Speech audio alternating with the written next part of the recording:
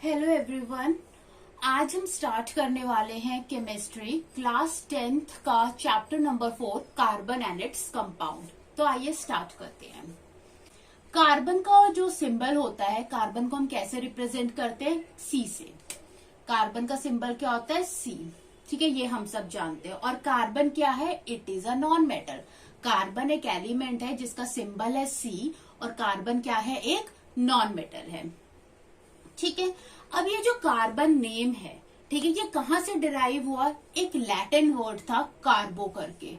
इस कार्बो से बना कार्बन।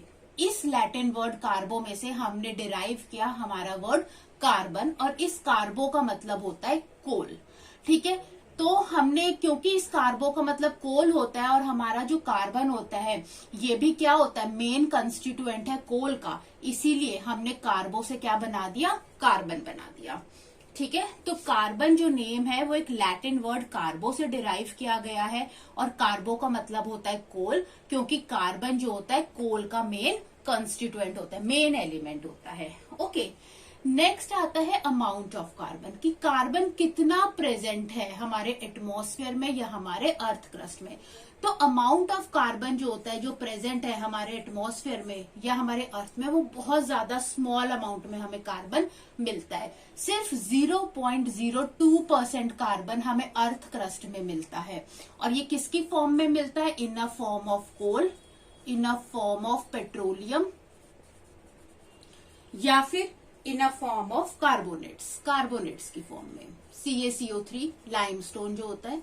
ठीक है, तो इस फॉर्म में मिलता है सिर्फ और सिर्फ 0.02%, और 0.03% ये एटमॉस्फेयर में मिलता है in a form of CO2, that is carbon dioxide gas. तो अमाउंट जो है कार्बन का, जो हमारे एटमॉस्फेयर और जो हमारे अर्थ क्रस्ट में है, वो बहुत ही ज्यादा क्या है? छोटा है। 0.02% अर्थ क्रस्ट में और 0.03% एटमॉस्फेयर में। ओके, नेक्स्ट अब हम पढ़ते हैं सिग्निफिकेंस ऑफ कार्बन। ओके, अब हम देखते हैं इंपॉर्टेंस ऑफ कार्बन, की कार्बन की क्या सिग्निफिकेंस है। अब यहाँ पर एक लाइन है जो ये कहती है, without carbon life could not exist. यानी कि बेशक कार्बन बहुत ही कम अमाउंट में हमारे एटमॉस्फेयर में या हमारी अर्थ पे प्रेजेंट है, लेकिन बिना कार्बन के लाइफ एग्जिस्ट नहीं करती। तो इसी स्टेटमेंट को जस्टिफाई करते हुए मैं रीजन देती हूँ कि कार्बन क्यों इंपॉर्टेंट है एक लाइफ के लिए, क्या सिग्निफिकेंस है कार्बन का। ओके, हम स्टार्ट करते हैं सेल से। हम सब जानते हैं जहां पर सेल होता है वहां पर एक लाइफ जन्म लेती है। ठीक है, वहां पर लाइफ क्या होती है? फॉर्म होती है। तो सेल क्या होता है? It is a basic unit of life. Cell के बिना लिविंग ऑर्गेनिजम्स नहीं बन सकते, लाइफ एग्जिस्ट नहीं कर सकती। ठीक है, तो सेल क्या होते हैं? बेसिक यूनिट होते हैं लाइफ के। अब जो सेल्स होते हैं, इनकी केमिकल कंपोजिशन क्या है? ये जो सेल्स होते हैं ये ऑर्गेनिक कंपाउंड्स और इनऑर्गेनिक कंपाउंड्स से बने होते हैं। ऑर्गेनिक कंपाउंड्स वो कंपाउंड्स होते हैं जिनके पास कार्बन होता है, और इनऑर्गेनिक कंपाउंड्स वो कंपाउंड्स होते हैं जिनके पास कार्बन नहीं होता है। ठीक है, तो 4 मेजर यहाँ पर हमने ब्रॉड कैटेगरीज हैं। वैसे तो मिलियंस ऑफ ऑर्गेनिक कंपाउंड्स हैं, लेकिन सेल इन 4 मेजर कैटेगरीज के ऑर्गेनिक कंपाउंड से बना होता है। कौन कौन से ऑर्गेनिक कंपाउंड्स होते हैं एक सेल के पास? Carbohydrates, proteins, lipids and nucleic acids. Inorganic compounds water and mineral salts. अब ये जो जितने भी ऑर्गेनिक कंपाउंड्स हैं, कार्बोहाइड्रेट, प्रोटीन्स, लिपिड्स या न्यूक्लिक एसिड्स, इन ऑर्गेनिक कंपाउंड्स का जो मेन एलिमेंट होता है वो क्या होता है? वो कार्बन होता है। यानी कि अगर कार्बन ही नहीं होगा तो ये ऑर्गेनिक कंपाउंड्स नहीं होंगे, और अगर ऑर्गेनिक कंपाउंड्स नहीं होंगे तो सेल नहीं होगा, और अगर सेल ही नहीं होगा तो लिविंग ऑर्गेनिज्म एग्जिस्ट ही नहीं करेंगे, यानी कि लाइफ ही एग्जिस्ट नहीं करेगी। तो ये चीज यहाँ पर इस स्टेटमेंट को जस्टिफाई करती है कि कार्बन के बिना लाइफ एग्जिस्ट नहीं कर सकती। क्यों? क्योंकि ऑर्गेनिक कंपाउंड्स से ही लिविंग ऑर्गेनिजम्स बने हैं। क्योंकि और ये जो ऑर्गेनिक कंपाउंड्स है ये कहाँ है? ये सेल के अंदर है, और ये और इनऑर्गेनिक कंपाउंड्स का जो मेन एलिमेंट क्या है? कार्बन है। ठीक है, अब हम देखते हैं test for carbon and its compound. जब भी कार्बन या हम उसके कंपाउंड्स को बर्न करते हैं एयर में, तो क्या प्रोड्यूस होती है? कार्बन डाइऑक्साइड गैस बनती है। ये जो कार्बन डाइऑक्साइड गैस होती है, जब हम इसको लाइम वाटर में से पास करते हैं तो ये लाइम वाटर को क्या कर देती है? मिल्की कर देती है। तो ये एक टेस्ट है कार्बन और उसके कंपाउंड्स का। ओके, अब हमें पढ़नी है कार्बन की यूनिक प्रॉपर्टीज। तो नेक्स्ट टॉपिक आता है यूनिक प्रॉपर्टीज ऑफ कार्बन।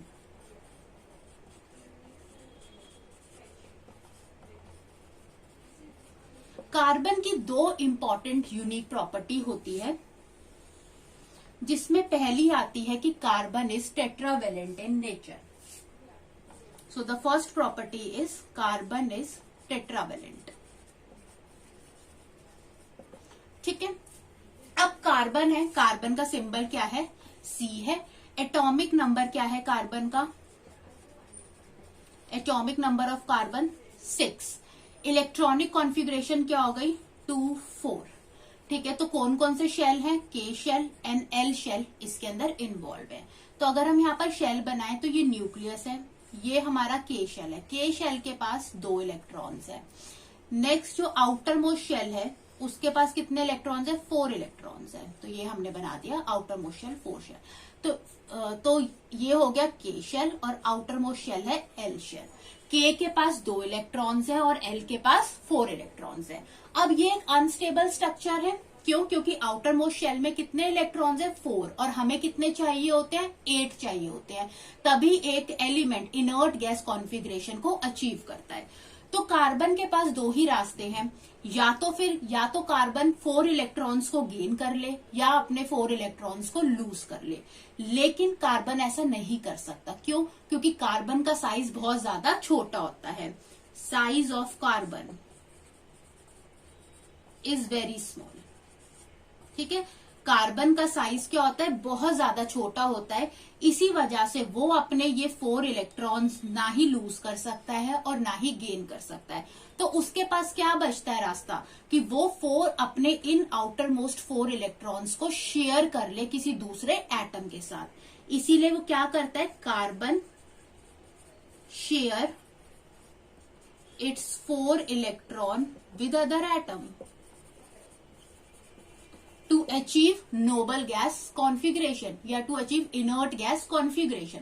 तो कार्बन की टेंडेंसी होती है कि वो अपने 4 आउटर मोस्ट इलेक्ट्रॉन्स को किसी दूसरे एटम के साथ शेयर कर सकता है। इसीलिए हम कार्बन को टेट्रावेलेंट कहते हैं। टेट्रा मतलब 4 और वेलेंट मतलब अपने 4 इलेक्ट्रॉन्स को शेयर करना, यानी कार्बन कितने बॉन्ड्स बना सकता है? 4 बॉन्ड्स की फॉर्मेशन कर सकता है। इसीलिए हम कार्बन को टेट्रावेलेंट कहते हैं। तो एक तो फर्स्ट प्रॉपर्टी कार्बन की थी कि carbon is tetravalent in nature.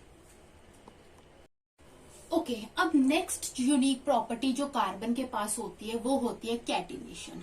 Catenation का मतलब होता है सेल्फ कॉम्बिनेशन, यानी कि एक एलिमेंट के, ठीक है, एक एलिमेंट के एटम्स आपस में सेल्फ लिंक होकर लार्ज मॉलिक्यूल की फॉर्मेशन करते हैं, उसको हम कहते हैं कैटिनेशन। यानी ability to combine with itself to form long chains, यानी जैसे कि कार्बन के साथ ही बॉन्ड बना ले और इस तरीके से वो लॉन्ग चेन लाइक स्ट्रक्चर की फॉर्मेशन करे। इस प्रॉपर्टी को हम कहते हैं कैटिनेशन। तो ये एबिलिटी होती है, यानी एक ही एलिमेंट के एटम्स आपस में जुड़कर या सेल्फ लिंक होकर एक लार्ज स्ट्रक्चर बनाते हैं, चेन लाइक स्ट्रक्चर्स बनाते हैं या रिंग लाइक स्ट्रक्चर्स बनाते हैं। इस प्रॉपर्टी को हम कहते हैं कैटिनेशन। ठीक है, अब किस किस तरीके के स्ट्रक्चर्स ये फॉर्म करते हैं? तो पहला आता है स्ट्रेट चेन्स, यानी कार्बन आपस में सेल्फ लिंक होकर स्ट्रेट चेन लाइक स्ट्रक्चर बना रहे हैं। नेक्स्ट आता है ब्रांच चेन। अब क्योंकि कार्बन जो होता है टेट्रावेलेंट होता है, वो 4 बॉन्ड्स की फॉर्मेशन कर सकता है, इसलिए इस स्ट्रक्चर्स के अंदर ब्रांचेस भी फॉर्म होने की पॉसिबिलिटीज है, ब्रांचेस भी इसके अंदर फॉर्म हो सकती है। और थर्ड आता है साइक्लिक या रिंग स्ट्रक्चर। ये क्लोज्ड स्ट्रक्चर होता है इस तरीके से, जैसे यहाँ पर ये हेक्सागनल रिंग बना रखी है। तो साइक्लिक स्ट्रक्चर्स में भी ये जो एटम्स होते हैं सेल्फ लिंक कर सकते हैं। ठीक है, अब ये जो कैटिनेशन जो होती है ये हमें ग्रुप 14 के अंदर दिखने को मिलती है। ग्रुप 14 के मेंबर्स होते हैं कार्बन, सिलिकॉन, जर्मेनियम, टिन और लेड। जैसे जैसे हम डाउन द ग्रुप जाते हैं, ठीक है, कार्बन से अगर हम लेड की तरफ जाते हैं तो ये जो कैटिनेशन प्रॉपर्टी है ये डिक्रीज कर जाती है, ये कम हो जाती है। इसका मतलब ये हुआ कि जो लेड होता है ये तो बिल्कुल भी कैटिनेट नहीं करता, लेकिन कार्बन के पास हायर एक्सटेंट में कैटिनेशन होने की प्रॉपर्टी शो करता है। अब इसके पीछे दो रीजंस हैं। होता क्या है, जब हम डाउन द ग्रुप जाते हैं तो एटॉमिक साइज बढ़ता है। ठीक है, एटॉमिक साइज क्या होता है, बढ़ता है। अगर एटॉमिक साइज बढ़ रहा है इट मींस कार्बन का एटॉमिक साइज सबसे छोटा है, फिर बड़ा बड़ा और फिर सबसे बड़ा। ठीक है, एटॉमिक साइज जैसे ही बढ़ेगा तो इलेक्ट्रोनेगेटिविटी डिक्रीजेस, वो कम हो जाएगी। इलेक्ट्रोनेगेटिविटी का मतलब क्या होता है, ये एक ऐसी फोर्स होती है जो कि इलेक्ट्रॉन्स को न्यूक्लियस से जोड़कर रखती है, अट्रैक्ट करके रखती है। ठीक है, तो अब इन दोनों पॉइंट से अगर हम देखें तो कार्बन का साइज क्या है, सबसे छोटा है, तो उसके पास इलेक्ट्रोनेगेटिविटी क्या है, हाई है। कार्बन का साइज क्या है, छोटा है, स्मॉल साइज। सो इलेक्ट्रोनेगेटिविटी क्या है उसकी, हाई है। इलेक्ट्रोनेगेटिविटी हाई होने का मतलब है कि कार्बन जो होता है बहुत स्ट्रॉन्ग बॉन्ड की फॉर्मेशन कर सकता है, कोवेलेंट बॉन्ड्स बनाता है, स्ट्रॉन्ग बॉन्ड्स बनाता है, इसीलिए कार्बन के अंदर मैक्सिमम कैटिनेशन देखने को मिलती है। लेकिन जैसे जैसे हम डाउन द ग्रुप जाते हैं, क्योंकि साइज बड़ा होता जाता है, इलेक्ट्रोनेगेटिविटी कम होती जाती है, यानी अब न्यूक्लियस और इलेक्ट्रॉन्स के बीच में फोर्स ऑफ अट्रैक्शन है ही नहीं, तो बॉन्ड्स कैसे फॉर्म होंगे, तो कोवेलेंट बॉन्ड्स की फॉर्मेशन नहीं हो पाती, इसीलिए catenation down the group decrease होने लगती है। इसका सेकंड रीजन होता है बॉन्ड एनर्जी। बॉन्ड एनर्जी एक ऐसी एनर्जी होती है जो कि किसी बॉन्ड को तोड़ने के लिए काम आती है। ठीक है, तो जितनी ज्यादा बॉन्ड एनर्जी होती है उतना ही स्ट्रॉन्गर बॉन्ड होता है।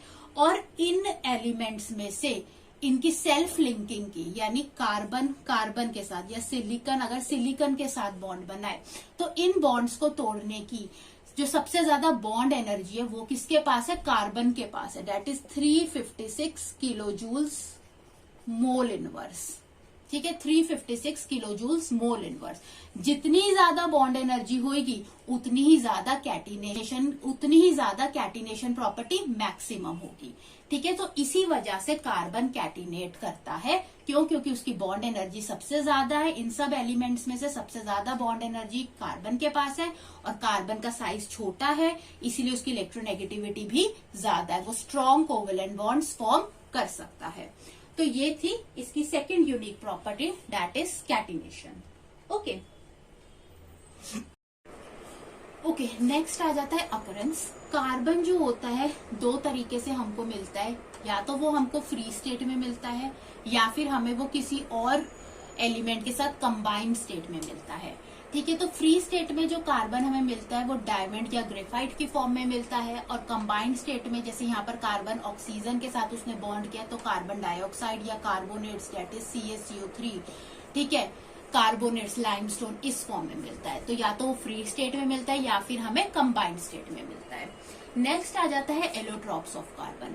अब सबसे पहले एलोट्रॉप्स क्या होते हैं। एलोट्रॉप्स का मतलब होता है एक ही एलिमेंट के स्ट्रक्चर को मॉडिफाई कर देना, यानी अगर एक ही एलिमेंट के एटम्स को हम डिफरेंट तरीके से बॉन्ड करें तो वेरियस फिजिकल फॉर्म्स उस एलिमेंट की सामने आएंगी, उसको हम कहते हैं एलोट्रॉप्स। ठीक है, तो किसी भी एलिमेंट का स्ट्रक्चरल मॉडिफिकेशन, और ये होगा कैसे कि उस एलिमेंट के एटम्स को डिफरेंट तरीके से जब हम बॉन्डेड करेंगे तो उस एलिमेंट्स के डिफरेंट फिजिकल फॉर्म्स एग्जिस्ट करेंगी।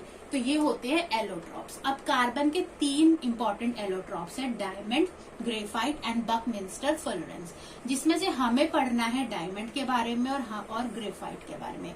बकमिंस्टर फुलरेंस जो होता है ये न्यूली डिस्कवर्ड एलोट्रॉप है और वाला, तो इसकी प्रॉपर्टीज अभी तक अननोन है।